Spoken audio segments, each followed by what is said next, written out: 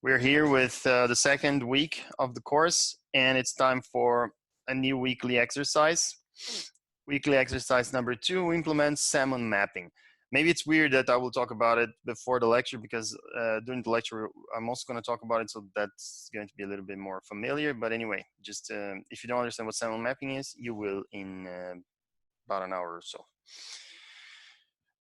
The format of the weekly exercise is really more or less the same as previous week. It will be more or less the same for every week with slightly small differences here and there.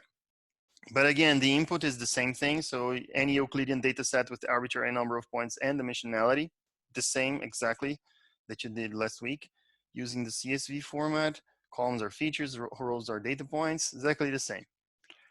There are some parameters here that are 3 this time. So magic factor, number of iterations, and initialization. Magic factor is the same as learning rate, actually, as you will see when you are implementing the algorithm or when you're reading the paper where you're going to get the algorithm from. And by default, this should be 0.3, but it can change a little bit. There's number of iterations. And so again, this is gradient descent, as you will see, and basically it's just how many iterations the gradient descent is going to be run. By default, this should be 20 because in the paper, the author says that it converges on 20 or less iterations, which is not reproducible in reality, as we will see. So more frequently, personally, I find that like 50 is a minimum reasonable number of iterations. But I said 20 here simply because, well, it's what's in the paper. So and it's so easy to change anyway, so we can just change it in any way, in any time that we want. Then there's the initialization, which again, if you have seen like gradient descent algorithms before, you understand. If you don't, then just hold it a little bit, and we will understand it a little bit better as we go with the lecture. But basically, every this kinds of optimizations, they start from a certain initial solution, and then they iteratively optimize that slowly, right? And in this case, so usually the initialization is random. So you could just, if random is the default, so you just start with a random thing and then you optimize that. That's the initial state of the solution. And by random, I really mean just random positions for the points. But if orthogonal is chosen, and this is again a suggestion that we get in the paper, that sometimes an orthogonal projection is a better initialization than a random, then what you must do here is instead of starting with a random 2D projection, you start with the 2 original dimensions of the data with the largest variance. So for example, let's say your data has 10 dimensions, right? Initially, the raw original dimensions.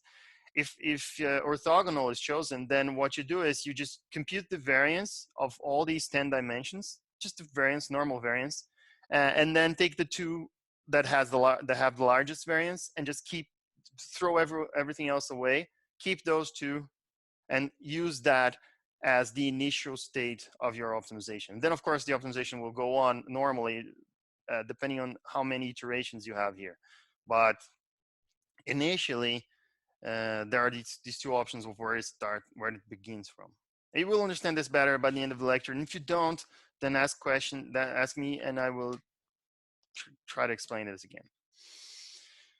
The 2D layouts of the points after the optimization procedure is done. That's the output. So basically, the output is a 2D data set, right? Because we're fixing. I mean, I'm not really working here with any more dimensions than 2. So we're just doing 2D projections here, and the output should be just a normal CSV, just like the input.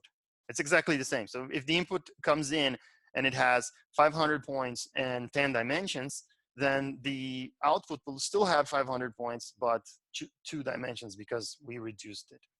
That's the point of dimensionality reduction, okay? My internet connection is stable, so unstable. So let me try to fix that. Yeah, could you repeat what you said before?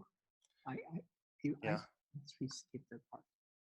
All right. I will wait a few seconds just to see if my connection gets stable again. So I will repeat the output, okay? Is this what you need? Yes. Okay. So the output is a 2D data set. It's exactly the same format as the input. It's a CSV format, but instead of many columns, it will always have 2 columns, because the point of the dimensionality reduction algorithm is that you reduce the number of features of the data. So if at the beginning it was 10 or 20, then it goes down to 2 by the end. But the number of points are always the same. So for example, if the input was a data set with 500 points and 10 columns or dimensions, then the output will have still 500 points, but only 2 columns, because that's the point. We are reducing the dimensionality of the data, okay? One question.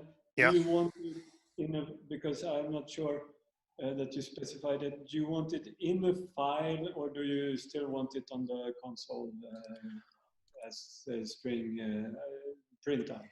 So both work. Like if you print it to the screen, I will either copy paste it into a file or just redirect the outputs to a file.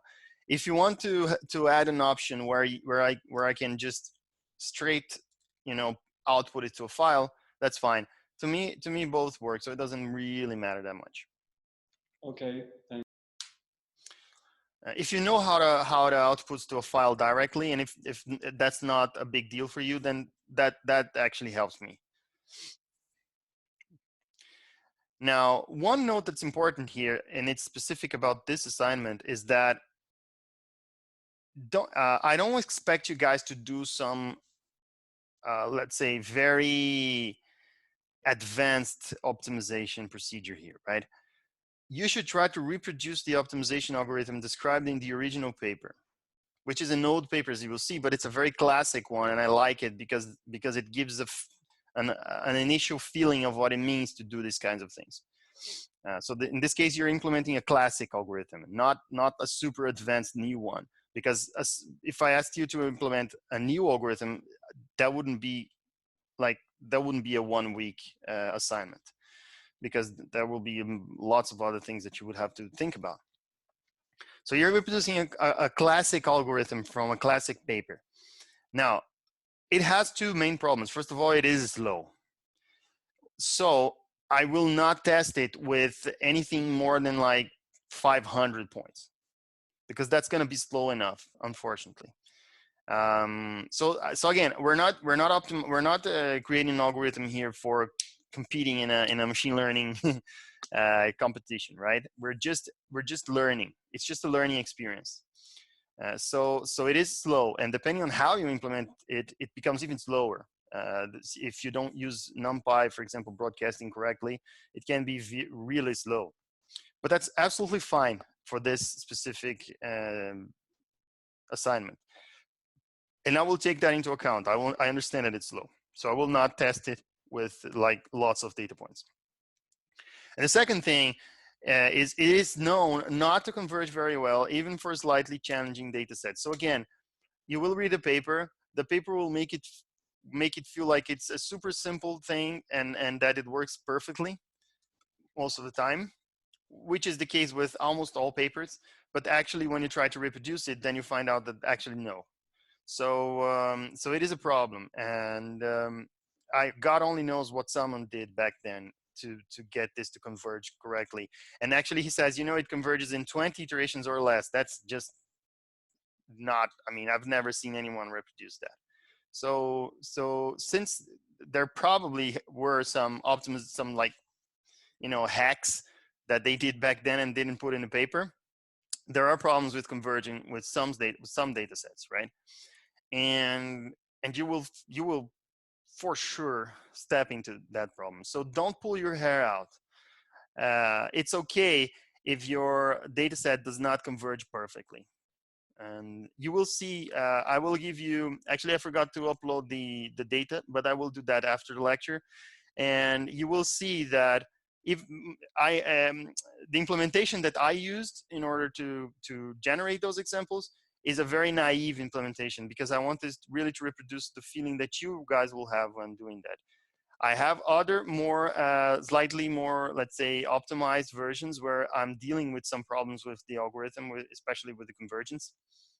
But we will discuss them maybe next week during the tutoring if there is interest for that. For now, the most important thing is try to reproduce the optimization from the paper. If you get rough results, as I will show you in the data set, in the data example, if you get roughly good results, like for example, if there are 3 clusters in the data and you see the 3 clusters, they are separated, but you also see some outliers moving around, that's perfectly fine, okay? So you shouldn't, it shouldn't be like a super incredibly nice results, because that is a bit hard to get, okay? And this will not impact your grade.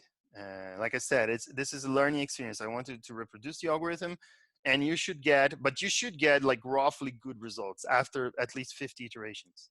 So I will give you the examples, and the examples must be roughly similar, sorry, to what is in the examples. But don't pull your hair out if you see that there's a problem with convergence, because there will be almost surely, okay? Every modern implementation of Sammon is actually just completely ignores the original paper, just takes the cost function and optimizes it in some other better way. And the second note here is just the same thing as the previous one. Expect me to not know anything about your code, so always submit very, very detailed instructions on what to do, right?